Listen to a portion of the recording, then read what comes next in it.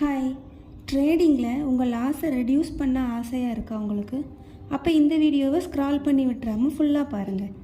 Stop லாஸில் நீங்கள் என்னென்ன mistakes பண்ணுறீங்கன்னு பார்க்கலாமா? ஃபர்ஸ்ட் ஒன் என்னென்னா, ஸ்டாப் லாஸை எக்ஸாக்டாக சப்போர்ட் லைனில் ப்ளேஸ் பண்ணுறது. அப்படி பண்ணும்போது என்ன ஆகும்?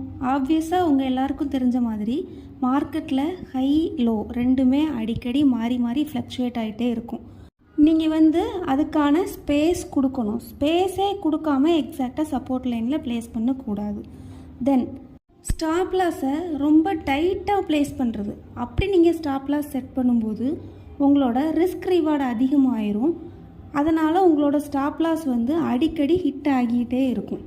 ரொம்ப டைட்டாக ப்ளேஸ் பண்ணக்கூடாது அப்படின்னா அதுக்காக ரொம்ப பெரிய ஸ்டாப் லாஸ் செட் பண்ணலாமா? அதுவும் பண்ணக்கூடாது. அப்படி நீங்கள் பண்ணுனா ட்ரேடிங்னா என்னன்னே தெரியாத ஒருத்தங்க ட்ரேட் பண்ணுறது எப்படி இருக்குமோ அந்த மாதிரி ஆயிரும்.